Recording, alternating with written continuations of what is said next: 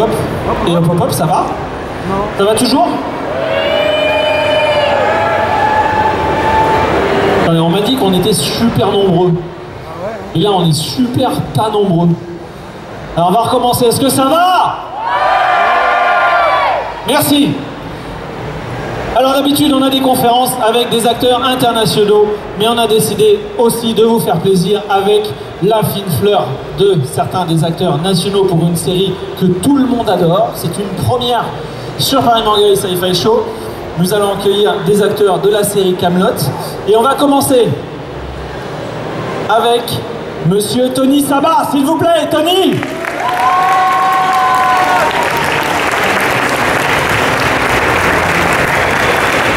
Bienvenue, Tony.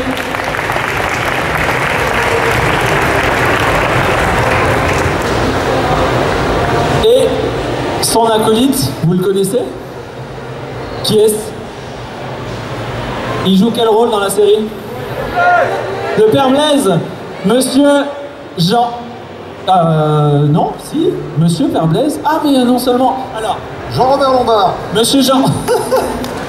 Monsieur Jean-Robert Lombard, qui, en plus d'être grand, comme il le dit lui-même, est très beau. C'est vrai en plus. Même avec le masque. Bonsoir. Bonsoir à vous, bonjour à vous. Messieurs, bonsoir. Merci de nous rendre visite sur cette conférence qui sent les retrouvailles. Comment ça va, vous? Ça va bien. Tant que je suis avec le Père Blaise, je me sens bien, je me sens à l'aise. Oui, mais ça va. Et moi, tant que j'ai mon Tony à côté de moi, ça va? Ah, bah alors tout va bien. Bon, je crois que vous aviez des questions pour nos invités. Donc on va tout de suite commencer avec les questions. Vous levez la main. Notre préposé au micro vient vous voir, vous donne le micro et vous posez votre question. Ici au milieu, s'il vous plaît. Parlez fort parce qu'il y a du bruit et on est vieux. Et on a bien. Très mauvais retour en plus, donc on parle fort, s'il vous plaît. Alors, c'est une question du coup pour le Père Blaise. Est-ce que c'est parce qu'il en avait marre de retranscrire les légendes de chevaux morts ou malades que le Père Blaise a décidé de suivre le groupe de Lancelot, qui avait de meilleures histoires? Ou sinon, pourquoi avoir trahi le roi? Je vais répondre avec des lunettes noires. Je pourrais te donner la réponse, mais je serais obligé de te faire buter. Donc, vu que tu m'as l'air d'être un jeune homme en pleine santé et plein d'avenir, je préfère ne pas répondre à cette question. Et bon, voilà, au moins tu as ta réponse. Absolument. Tout à fait. Non, je ne peux pas te répondre honnêtement. Ça fait partie des clauses qui feraient que moi-même je serais mis à mort si je te le disais. Ils sont très très stricts, c'est ça, sur la... tout à fait. Mais ils ont raison. Mais c'est bien tenté. C'est bien vu. C'est bien vu. Mais tu n'as pas eu. Question suivante. Allez, n'hésitez pas. Ah ben alors, vous n'avez pas de questions? C'est pas tous les jours. Ah, mais si vous n'avez pas de questions, moi j'en ai de toute façon. Il y en a une ici. Moi j'en ai, de toute façon j'en ai plein. Il faut un micro pour la demoiselle. Moi en fait je vous ai invité pour moi au départ, donc c'est pour ça. Bonjour après. Par curiosité, c'est quelle saison que vous avez le plus apprécié de tourner avec Alexandre Astier? Tous les deux. Alors, j'ai particulièrement apprécié les premières saisons, les 3 premières. Mais évidemment, le reste, c'était aussi beaucoup de bonheur et beaucoup d'amusement. Voilà, après j'ai été surpris par le changement de format au début, comme tout le monde, sur la série 4, et évidemment je me suis fait, j'ai continué à apprécier Kaamelott, une série que j'adore, j'aime beaucoup, et c'est évident que je l'aurais regardé et je l'aurais apprécié si je n'en avais pas aussi fait partie. Donc voilà, pour répondre à votre question, pour moi c'est les 3 premières séries que j'ai le plus appréciées en tant que spectateur, en tant que comédien aussi. Mais le reste est excellent, c'est juste un changement de format. Je vais la faire courte. Pareil. Non mais c'est vrai. Ce qu'il a dit, je le ressens et je le pense aussi. C'est pour ça qu'on nous a fait venir ensemble, on pense exactement la même chose. C'est peut-être un peu chiant pour vous, mais l'intervieweur c'est plus facile. On était frères siamois à la base, hein. Ils nous ont décollé il y a 2 mois. Ah, donc il y en avait un qui touchait pas le sol en fait, c'est ça? Exactement. Tout à fait. C'était un poids pour moi. Moi j'ai une question, quel est votre meilleur souvenir de tournage? Ça doit être une question qu'on vous pose assez fréquemment. Mais quel est le meilleur film de tournage? Pour moi, c'était le long métrage. Le meilleur souvenir de tournage, pour moi, c'était le long métrage. Voilà, j'étais en extérieur. D'ailleurs, la photo qui est mise en avant ici, c'est une scène où je suis sur un rocher. On voit que tu es heureux. Oui, sur la photo, on ne voit pas que je suis heureux sur la photo. C'est de l'acting, enfin, tu devrais le savoir.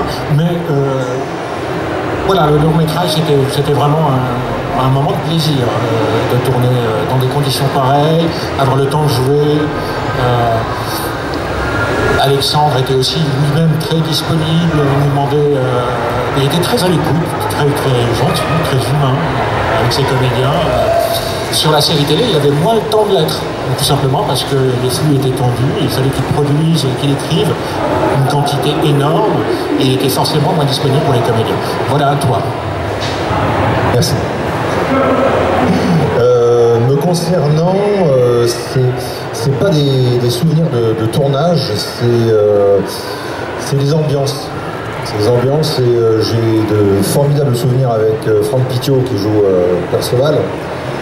Et au début, dans la première saison et deuxième, on logeait chez une de ses tantes à Versailles. Et vu que lui était insomniaque et moi aussi, qu'on était tous les deux hyper nerveux, c'était du n'importe quoi et on était morts de rire constamment. Donc on s'est fait des barres de rire pour un rien constamment pour tout. Et dans notre difficulté, c'était très, très appréciable. D'accord. Mais la question est très difficile.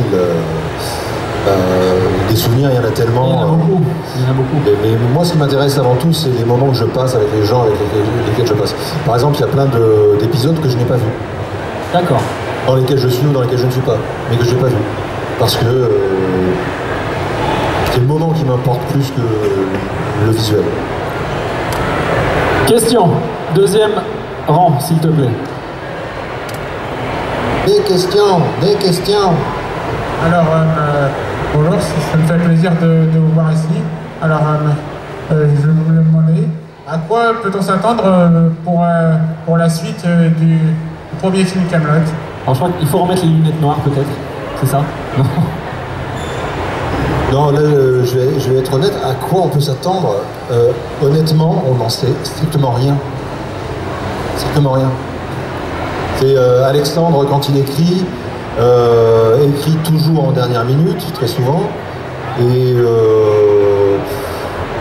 par exemple, pour ce tournage-là, pour le premier film, comme pour les saisons pour la télévision, on avait le texte le matin pour le début d'après-midi. Moi, j'ai pas eu de scénario. T'arrives, on te maquille, on te met ton costume, ton texte, et vas-y. C'est une sorte de parachutage. Et moi, ça me va très bien, comme ça évite de cogiter, de trop réfléchir. Ça permet d'être plus instinctif et plus vrai dans ce qu'on fait. C'est mon avis. Évidemment, il écrit tout en amont, en fait. C'est beaucoup plus précis qu'on l'imagine, mais pour les dialogues, enfin, moi, je crois que j'ai eu de la chance sur le long métrage, je les ai eu une semaine avant. Les dialogues il préfère donner les dialogues à la dernière minute à ses comédiens. Évidemment, c'est à lui qu'il faut poser la question. Voilà. Et comme dit Jean-Robert, quand on va tourner, effectivement, c'est à la dernière minute qu'on a le texte. J'avais jamais vu que tu avais des beaux yeux bruns, de beaux yeux marrons comme ça. Je n'avais jamais marqué tes yeux bleus. Pourtant, ça fait longtemps qu'on se connaît. Il est en train de se passer quelque chose, je suis désolé. Ah, c'est les aléas du direct. Donc voilà, toute la structure est écrite en amont, il sait très bien où va l'histoire, etc., etc. Juste, il fait les dialogues un petit peu au dernier moment, en comparaison de ce qui peut se faire ailleurs. Et évidemment, il y a des réalisateurs très singuliers sur la méthode de travail, et il fait partie de ceux-là. Donc, une fois qu'on s'y est fait, et c'est agréable, on ne sait même pas ce qu'on va faire, on arrive, on a quelques phrases très bien écrites à dire, et qui correspondent à ce qu'on est, en tout cas à notre personnage. Et ouais, c'est vraiment du plaisir et de la chance. D'accord. Question suivante. On en a devant, s'il te plaît. Mademoiselle, tiens, tu vas te lever. Voilà, pour poser ta question. J'aime bien t'embêter un petit peu. Allez, vas-y. Bonjour. Bonjour. Bonjour, comment ça va? Ça va. Courage. Tout à d'abord, c'est un honneur de vous rencontrer. Non, c'est pas un honneur, c'est un plaisir. Un plaisir, c'est ça, c'est un plaisir. Mais j'avais une question, du coup, c'est si du coup vous deviez regarder la série d'un œil extérieur en tant que spectateur, quel serait votre personnage préféré et pourquoi?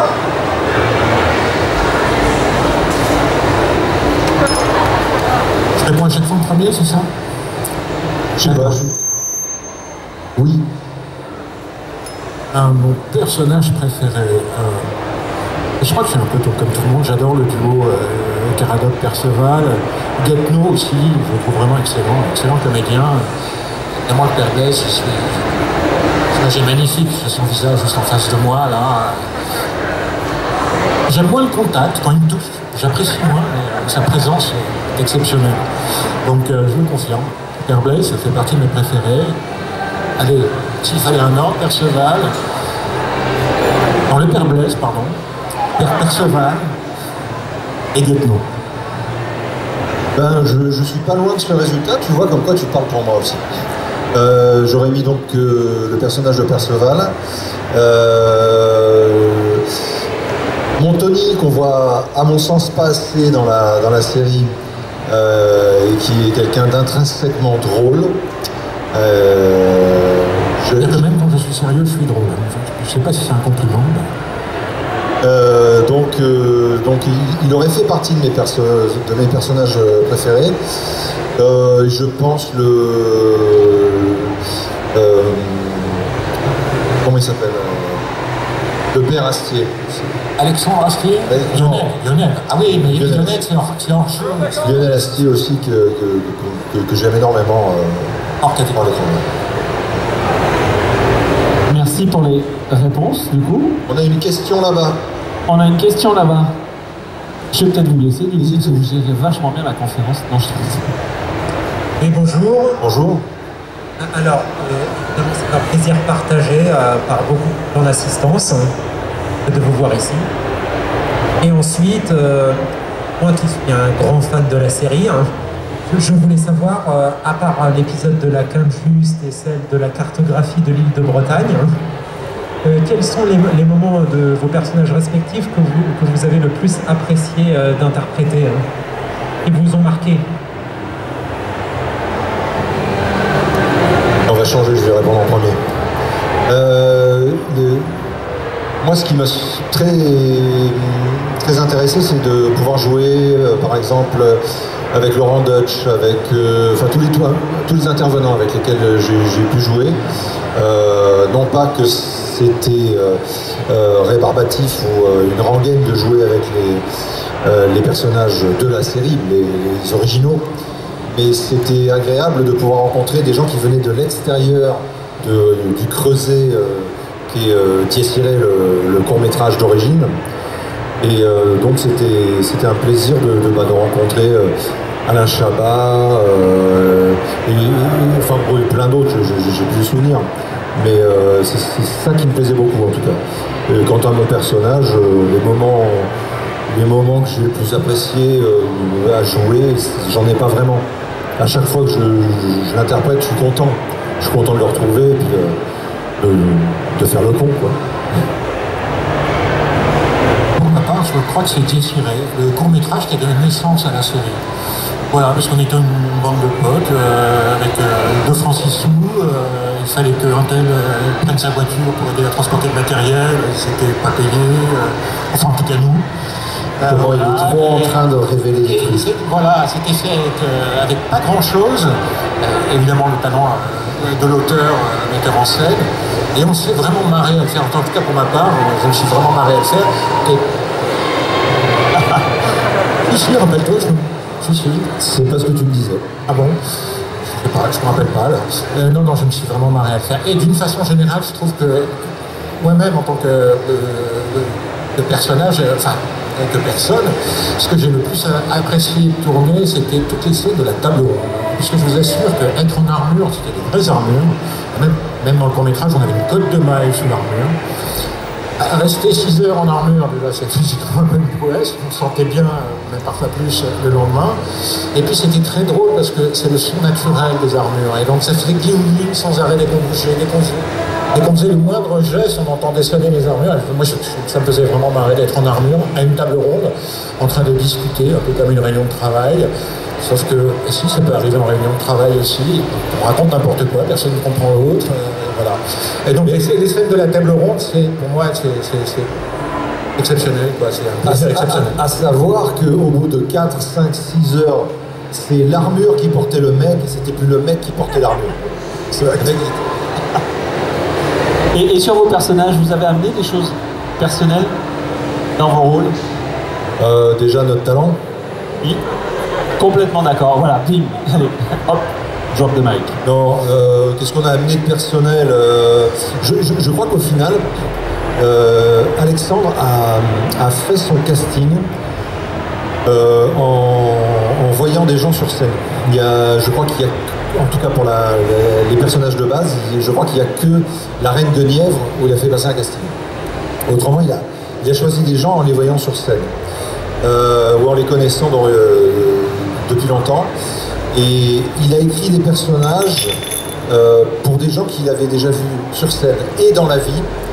Et vu qu'il est musicien, qu'il a l'oreille musicale, quand il écrit pour Tony, pour moi ou pour d'autres, il sait l'élocution qu'on va avoir, il connaît le ton de notre voix, donc il sait quel mot mettre, il compose une musique. Ouais. Et donc on n'a pas eu grand chose à créer. C'était facile. Je pense que pour que ce soit Franck Pitiot pour Perceval, quand on le connaît à l'extérieur, il est Perceval d'une certaine manière. Ce qu'on a amené, c'est des choses de nous, mais tellement simples qu'il avait déjà capté et s'est dit, ce mec dans ce personnage, ça passe crème. Ça fait. Donc, enfin, moi c'est comme ça que je le vois. Tu as raison. Ah, pareil, c'est ça. Pareil. Ils sont vraiment en osmose. C'est un plaisir de jouer Spring. Alors, évidemment, le mot, c'était à la virgule près. Enfin, c'est le texte, c'était à la virgule près, au mot près. C'était ça, vraiment, pour tout le monde, quasiment. Hein. Parce que c'est très musical, c'est très rythmique. Sauf pour certains. Je dis juste de gros connards. Voilà. En fait, voilà, si vous connaissez la série, vous aurez reconnu cet épisode où je précise, il dit qu'on m'a traité de connard, etc. Je me suis fait traiter de connard, je précise, de gros connard. Voilà. Là, je me trouve pas. Ensuite, alors, toujours pas de questions au fond. Si, il y en a un petit peu au milieu, là, ici.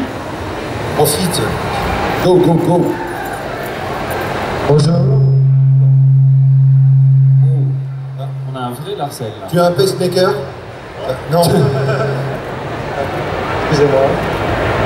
Non, donc c'est un très bon. Alors, parle bien fort. Voilà. Ah, voilà, merci. C'est également un très grand plaisir de vous voir aujourd'hui. Un très grand fan aussi. Moi, j'ai une petite réplique pour le Père Blaise. Faisons une liste des cons. J'ai beaucoup aimé cette réplique. Vu qu'il y a beaucoup de monde aujourd'hui, ça va nous prendre du temps.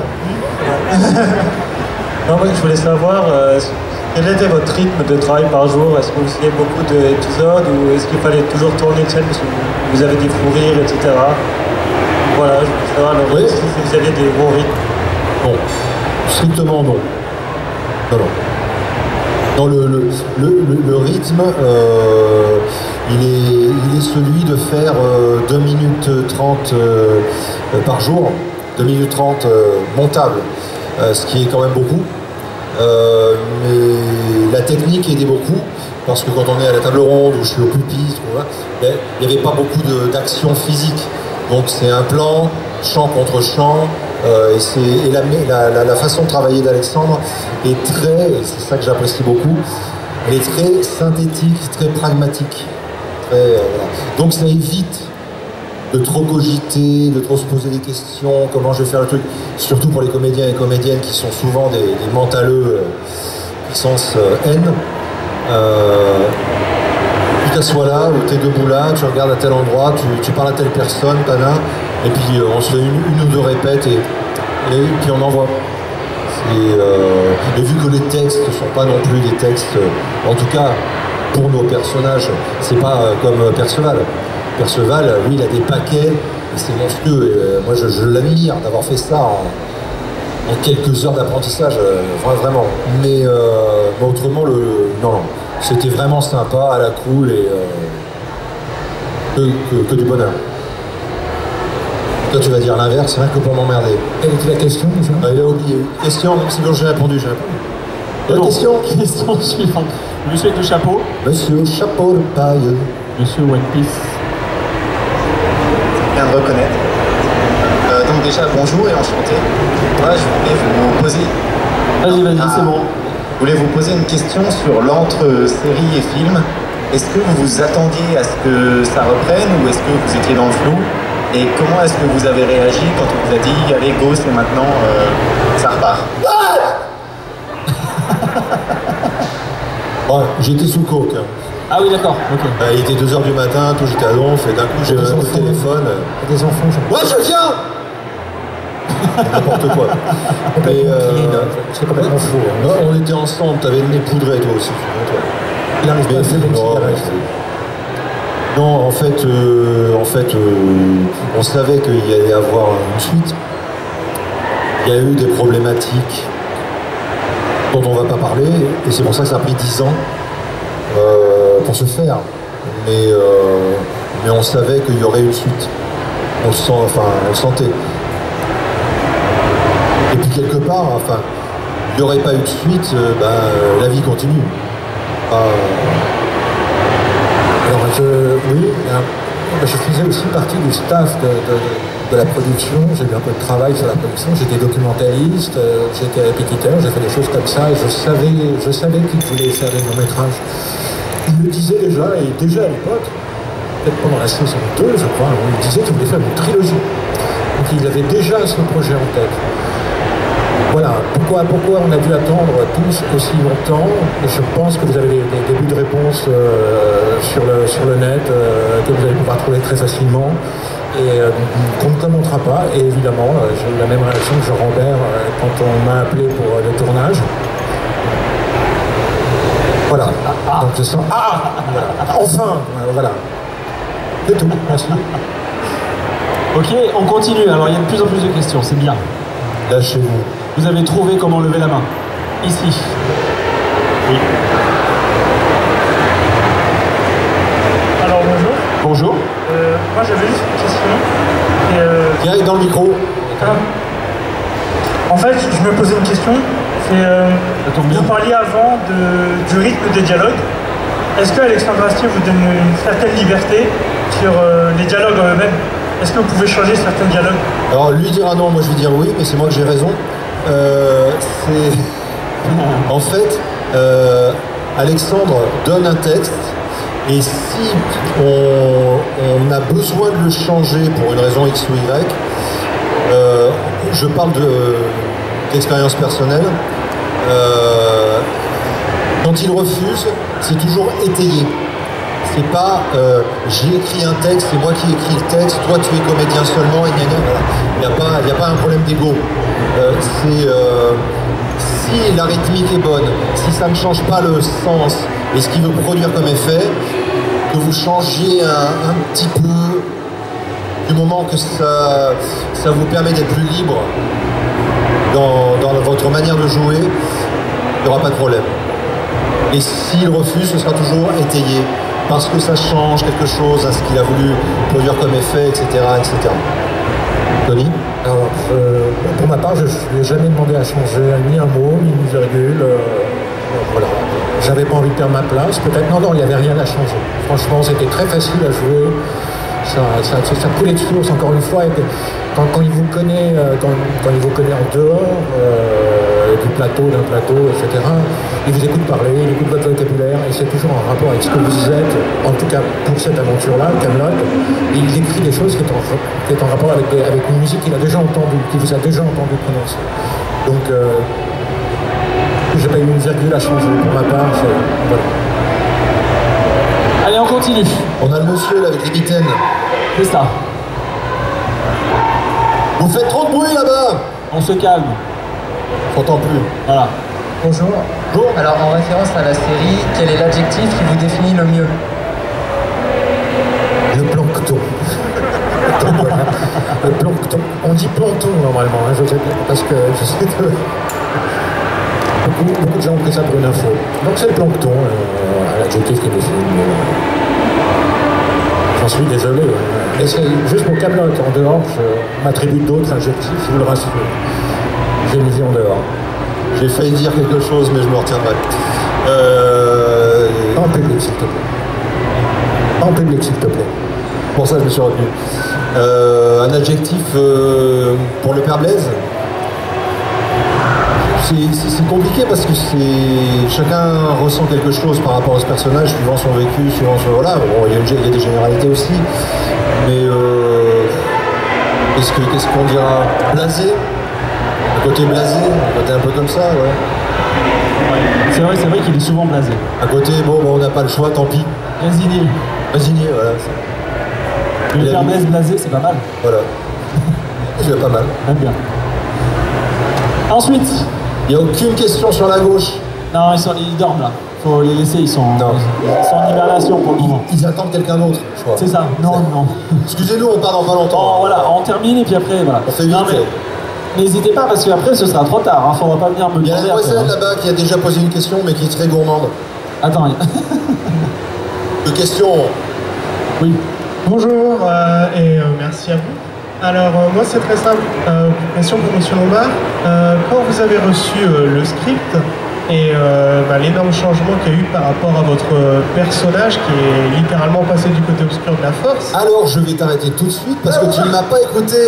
Si. Non, j'ai pas reçu le scénario, j'ai rien reçu du tout. Oui. Je l'ai dit tout à l'heure. Alors si tu es là pour ne pas écouter ce qu'on dit... Merde. Vas-y, pose la question. Désolé. Est-ce que, quand vous avez lu le script et que vous avez su ce changement radical, est-ce que vous avez été content ou déçu de ce changement, de cette traîtrise même? Infâme traîtrise? Honnêtement, rien à foutre. Ce qui m'a fait plaisir, c'est que j'avais un super costume. J'ai kiffé mon costume. Comme Lancelot, donc super costume. Joker. Mais non, j'avais un super costume. Et honnêtement, je n'ai pas le choix. J'ai pas le choix. Donc il faut être philosophe et se dire, bon il me met dans telle situation. Qu'est-ce que je fais avec cette situation? Mais non, j'étais ni content, ni pas content d'être là où j'étais. Déjà, j'y étais. Déjà pas mal. Mais tu es passé dans le côté obscur quand même. Ouais, je suis passé du côté obscur, mais à la limite, ça peut être sympa, ça peut être marrant. Merci à vous. Certains grands méchants sont plus appréciés que les gentils. Mais moi, je rêve de faire des rôles de fils de leur maman sur le trottoir. Le fils de méchant. Voilà. Ouais, le fils de méchant, oui. Mais c'est... Déjà, j'ai pas la gueule ni l'âge pour faire les jeunes premiers. Alors, si je peux jouer des gros... Tout est possible. Voilà. Tout est possible. Devant. Il y avait une question de la demoiselle. Attends, elle est où la demoiselle? Elle est là à droite. Devant à droite. Tout devant à droite. Devant à droite. Ah, ici.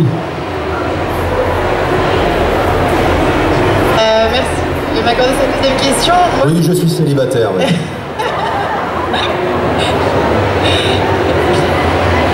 Désolée, je suis intimidée maintenant. Merci. Mais non.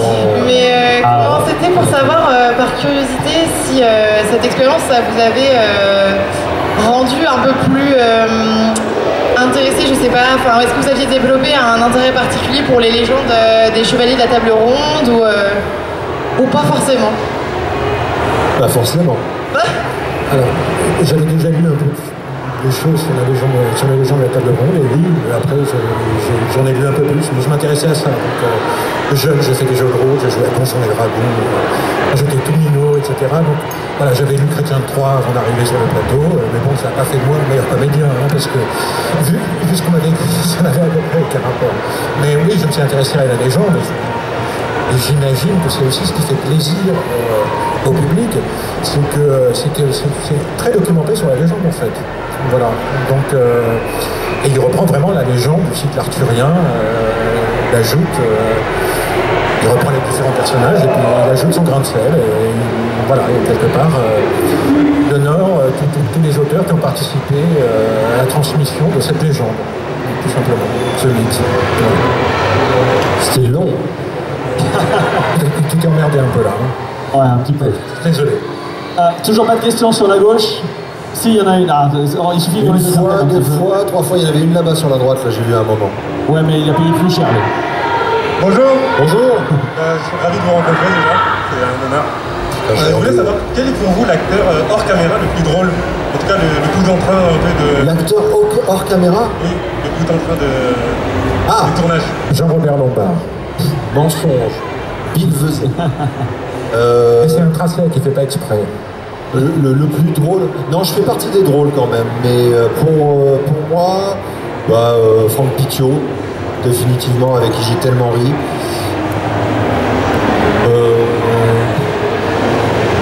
Anthony. C'est vrai, en dehors du plateau. En dehors, oui. Non, sur le plateau, on le sait. Toujours sérieux. Hors du plateau, c'est un bon camarade. Ça se sent pas du tout. Voilà. Mais pas du tout. Mais les plus drôles, ouais, pour moi, c'était Tony et Franck. Ensuite, une autre question. Alors, personne n'a couché avec personne, hein, d'ailleurs. Non, parce que là, on commence à rentrer dans l'intime, hors du truc. Ouais, on est tous une... Il y a une demoiselle, là, en blanc. Ah, tu repères beaucoup les demoiselles, quand même. Non, je vois, c'est tout. J'ai des yeux, et je vois quand même une main de vous. Un tracelet. Un tracelet. La demoiselle, là. Là-bas. Bonjour. Bonjour. J'aurais voulu savoir, est-ce que vous pensiez que ça allait prendre une telle ampleur quand vous aviez commencé à tourner Kaamelott en 2005? Oui. Voilà, c'est fait. Oui, non, mais c'est une très bonne question. Et là, je pense à mon camarade Bohort, Monsieur Gabion. On était en train de tourner, on avait tourné Dies Irae, le court-métrage, et on était en train de tourner, c'était... Les premiers c'était des pré-épisodes, je sais plus comment on appelle ça. Des pilotes. Le mec, il connaît son boulot. Et des pilotes. Et on avait cette discussion avec donc Bohort, je vais dire Bohort. Et je lui ai dit dès le début, je suis convaincu que ça va avoir un succès immense. Je l'ai senti et j'ai vu la qualité d'écriture d'Alexandre. J'ai vu aussi la qualité des comédiens dont ils s'entouraient. Et je me suis dit, il y a un besoin, il y a une envie pour quelque chose comme ça. Et dès le début, je savais que ça allait marcher. Alors moi pas.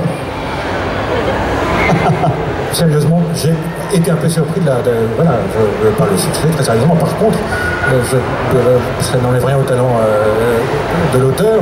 Il avait déjà eu des succès, mais ils étaient un peu plus intimes. Un peu plus intimes. Des succès avec certaines pièces, des comédies qu'il avait déjà écrites à Lyon. Donc, et qu'il avait joué presque à guichet fermé des mois et des mois, juste sur le bouche à oreille. Donc, voilà, par contre, vous dire que la série allait être un succès après les premières diffusions, moi pas, je ne savais pas du tout, j'étais vraiment pensé que ça allait se terminer 2 semaines après, j'en savais rien. J'avais pas cette science et cette culture intrinsèque qui a permis à notre ami, qui lui aurait permis de devenir un grand producteur. Et d'ailleurs, il n'est pas trop tard. Voilà. On dit, tout est possible.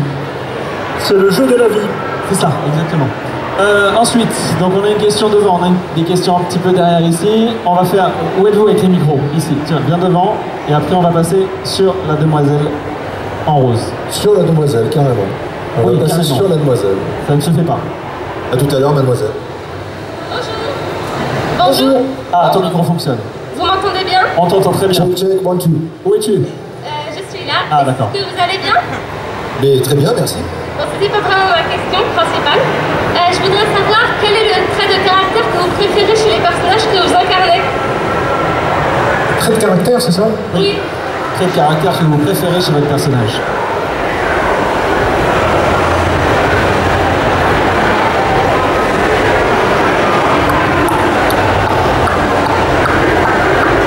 Désolé, je sais pas, il faut être... Mais voilà, c'est super. Voilà. Distrait, un peu absent. Voilà, oh, c'est magnifique. C'est bien, ça t'a plu là. Non, c'est bien. C'est meilleur qu'une réponse. C'est pas mal. C'est meilleur qu'une réponse. Ce que j'ai dit tout à l'heure, le côté blasé, un peu comme ça, machin, désabusé. Désabusé, c'est bien, ouais. C'est bien désabusé. Qui est très très marrant à jouer, parce qu'il est pas très long au final. Ensuite, la petite demoiselle. Bonjour. Bonjour. Déjà, c'est vraiment génial que vous êtes venu à la Paris Manga et un énorme merci. J'aurais une question, c'est quoi la scène la plus difficile que vous avez eue à tourner? Les scènes de sexe. Avec Tony. Et finalement, il les a pas retenus. J'étais en armure. Ouais. On se demande pourquoi. J'en ai bavé. C'était... Ah putain merde, il y a des enfants. Ouais, bah c'est pas vrai.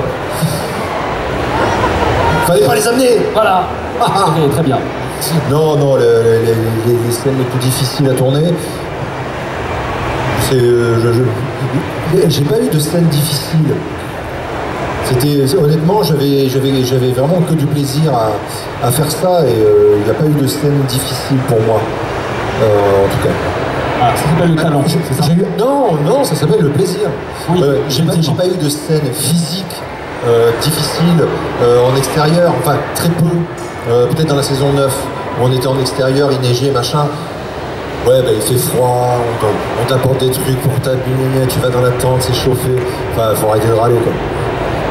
Encore une fois, c'est tellement bien écrit qu'un débutant pourrait jouer. Il pourrait faire jouer un débutant, Alexandre, et vous pourriez le croire comédien assez facilement. Le moment difficile, en fait, c'était sur Jess Ray, qui était aussi un de mes moments préférés sur Kaamelott. C'était le court-métrage à l'origine de la série. Il y avait des scènes en extérieur et aussi on n'avait pas de loge, donc on était en extérieur, en dehors des tables rondes, quand on sortait de la table ronde. Juste un petit bout intérieur, tout le reste était extérieur. Et en fait, il faisait beau. Et porter une armure, une vraie armure de plaque, avec une cotte de maille dessous, quand il fait chaud et qu'il fait beau, et je vous assure, c'est un truc. C'est vraiment un truc, quoi. C'est vraiment, il faut être physiquement préparé, être cascadeur, voilà, ce qui n'était pas mon cas. Et donc c'était assez drôle, hein. Il y a un moment, on aurait pu faire cuire un œuf sur l'armure. Donc voilà, se battre au soleil sous une armure pareille, je suis pas sûr qu'il faisait ça, vraiment. Hein. C'était plus de la part, en tout cas, avec ce type d'armure. Voilà. Je remercie de porter une robe de bure seulement, en coton fin. Ok. On continue, on a encore quelques questions, on a un petit peu de temps pour les questions. Profitez-en, ils seront pas là tout le temps. Allez. Bon, bah tant pis. Attention, mesdames et messieurs. Il y a toujours les mêmes en fait. Une question, il y en a qui dorment là, il y en a qui dorment là, et il y en a qui dorment là. On en a là à gauche. On a un monsieur là. On en a deux à gauche là. Ils n'ont pas encore parlé. Ils ont plus l'habitude en fait. C'est ça aussi. Quel personnage auriez-vous interprété autre que le vôtre? Quel personnage aurais-tu aimé interpréter autre que le tien? Ah, c'est une question qui s'adresse à moi, non? À toi. Qui s'adresse à nous deux. Moi, j'avais dit le Père Blaise. J'ai dit le Père Blaise dans une interview. Oui, on m'avait posé des questions. J'avais dit le Père Blaise, parce que c'est... Moi, j'ai jamais dit ton rôle. Parce que c'est très dur, quand on reste des heures en armure assis à la table ronde, on ne peut pas se gratter. On peut se gratter nulle part quand on est en armure. Alors que lui, il était en robe, et non, mais ça, c'est parce que tu as une hygiène où il voulait, quand il voulait. C'était vraiment... Voilà. Il avait vraiment une situation privilégiée pendant les tables rondes. On était tous en armure, et lui pas. Non, honnêtement, j'aurais pas dit non à Merlin. Ah, sorti de son contexte. Ouais, bon, bref. Ça part en vrille. Aucun journaliste ne note cette phrase juste comme ça. J'aurais pas dit non à jouer le rôle de Merlin, précis, ou celui de Léo Dagan. On a bien aimé être Léo Dagan aussi. Ah ouais. Irremplaçable, Lionel Astier. Irremplaçable, Lionel Astier. Oh, personne n'est irremplaçable. C'était un peu... Ouais. Personne n'est irremplaçable. Comédien expérimenté. Bientôt, on l'a déjà dit. Ah bon, voilà. Ok. Ensuite, bon, on a toujours une question devant. On en a une au milieu qui est... Enfin, un monsieur, pardon, au milieu qui avait une question.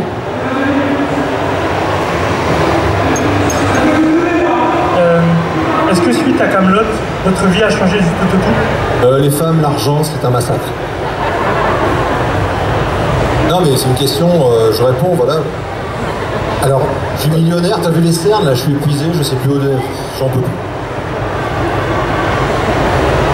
Je vais répondre sérieusement, comme ça va faire un contraste. Toi aussi, les femmes et l'argent, ça a été... Moi aussi, c'était épouvantable, tout ce... C'était très dur à vivre. Ne faites pas ce métier, c'est épuisant. Très sérieusement, non, ça n'a rien changé. En tout cas pour moi, le rôle était petit, il est caché très modeste. Donc à l'époque vous imaginez qu'on a touché des milliers de cents. Il pas est du tout. pété de thunes. Je sais pas qui m'a posé la question, mais peut-être que vous gagnez plus d'argent que moi, c'est possible. En tout cas pour la série Kaamelott, voilà. Enfin, moi, j'avais un rôle plutôt modeste, des salaires plutôt modestes, en rapport avec mes capacités modestes. S'il y a quelqu'un du fisc, il est modeste. Il gagne sa vie modeste. Passer à la télé, ça rend pas riche. Si je vous donne des chiffres, vous allez être surpris. Ils sont bas, ils sont très bas. Non, ne donne pas de chiffres. On va pas faire de polémique d'aujourd'hui. On va pas faire de polémique. Non, mais pourquoi ça changerait? Enfin, honnêtement, la question est, on blague, mais la question est bonne. Personnellement, il y a pas mal de fois des mecs à certaines heures indues de la... Ta gueule! À certaines heures indues de la nuit, qui un peu bourrés m'ont dit ouais, mais toi, avec Kaamelott, les meufs, ça doit... Ça doit quoi? Tu vas arriver et une nana qui te plaît, tu vas arriver et lui dire tu connais Kaamelott? C'est ridicule. C'est ridicule, ça n'a pas de sens. Donc non. Ça marche pas comme ça en fait. Hein? Ça ne marche pas comme ça. Étrangement. C'est dommage, ce serait plus simple. Donc ça sent l'essai quand même, ça a déjà été testé. J'ai paraît-il, non, mais le pire c'est que j'ai paraît-il fait ça une fois et je devais être bien bourré. Et on m'a appris ça 2-3 ans plus tard à un barbecue. Et c'était deux demoiselles, elles m'ont dit si, on était sur la plage, j'étais venu, machin, et tu nous as... Ah j'ai ouais. dit, j'étais une merde à ce moment-là. Bourré sur la plage. J'ai eu honte. J'ai dit, mais je sais pas. Ouais, mais c'est dans mon sud natal, si tu fais un barbecue, ça descend sur la plage après, t'es un peu ruiné, tu vas te baigner, tu croises deux meufs, et bon voilà, tu dis de la merde. Voilà, j'ai raconté ma vie. Ce qu'il y a de bien avec les conférences avec donc, les acteurs francophones, c'est qu'il n'y a pas besoin de traduire. Mais il n'y a aussi pas de filtre. On aurait pu la faire, non? Tout va bien. On s'en fout, on est là pour... Soyons fous. Ah, j'ai vu qu'il y avait des mains qui s'étaient levées un peu par là, là. Voilà, ici. Odile! Tu peux baisser les bras. Bonjour. Bonjour. Ça va? Ça va pas mal. Bon, très bien. Un peu galère d'arriver jusqu'ici, mais ça va. Ah oui. Je voulais déjà dire à monsieur Hervé de Rinel qu'il est mon personnage préféré de Kaamelott depuis l'histoire du début de Kaamelott. Tu vois? C'était elle. C'était moi, c'est moi. Enfin vous rencontrez, ça me fait trop plaisir. Je suis hyper émue. Bon. Deuxième question qui était un peu en rapport avec celle de la personne précédente, c'est est-ce que vous deux qui êtes comédiens de théâtre, quand même principalement si je ne m'abuse, dans des choses moins populaires, entre guillemets, qu'est-ce que ça vous fait 15 ans d'entendre parler par le grand public que de ça quand on vient vous aborder? J'ai pas compris la question, en tout cas pas la fin de la question, je suis un peu dur d'oreille. Il n'a pas réussi à communiquer. Non, en tout cas, il dit qu'il est très heureux de te rencontrer. Tu es sa fan et il te remercie. Il est très fatigué, il est vieux. Jean-Robert elle est aussi très contente, elle. Jean-Robert est comédien de théâtre. Moi, c'est pas mon cas. Je suis comédien dilettante plutôt. Voilà. J'ai pas fait ma carrière là-dedans. En tout cas, à un moment où je voulais manger, il a fallu que je choisisse autre chose. Donc, mais j'ai continué. Voilà, c'est une petite passion. Voilà. Donc, Jean-Robert, lui, est réellement comédien. Peut-être. Arrête de parler de moi, je parlerai moi tout à l'heure. Et donc, j'ai pas compris votre question. Vous m'avez flatté, je suis tombé amoureux et c'est fini. J'ai tout oublié après. Donc, Non, la question c'est que... Son numéro est le 06 12 57 13 28 28. Et ça n'est pas le donner là maintenant, tout de suite. Enfin, et personne l'a noté, c'est bon. C'est bon.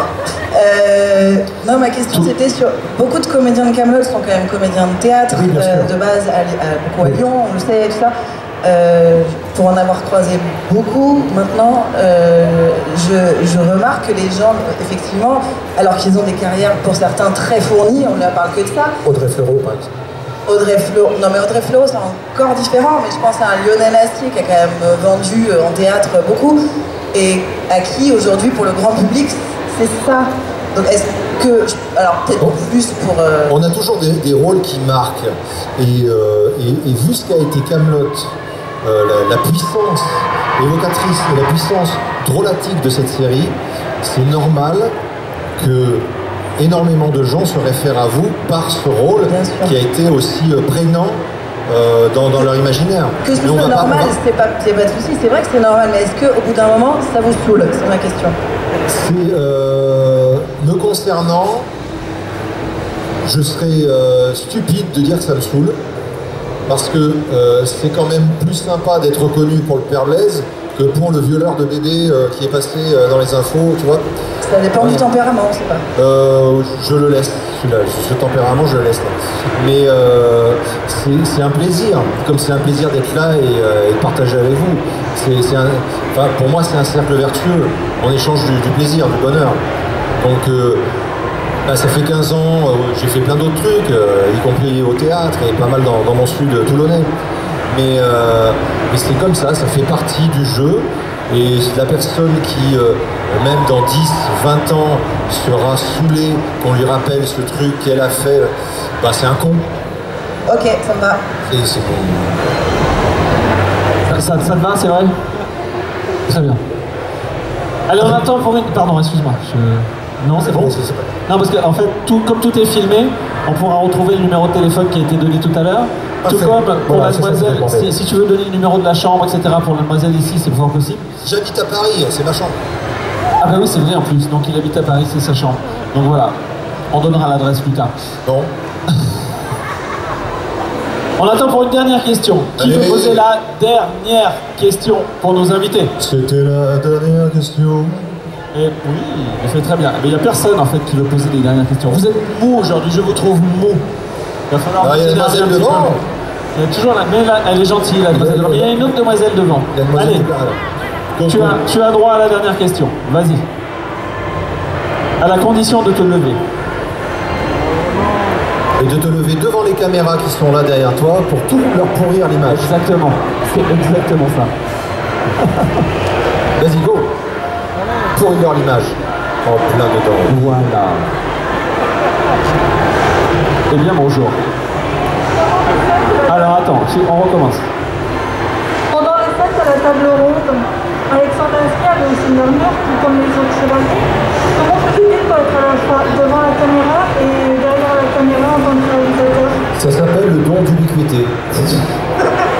Il est surpuissant. Non, il y avait tellement, le texte était déjà très bien écrit et il n'avait pas vraiment besoin de diriger en fait. Donc il était, même quand il était hors champ, il était plutôt silencieux, il veillait à ce que tout se passe normalement. C'est pas du tout quelqu'un qui va arrêter le tournage quand une gueulante ou alors il va demander 30 fois à son comédien de refaire la réplique, etc. Voilà, c'est plutôt agréable de travailler avec lui, de l'avoir comme chef, comme patron.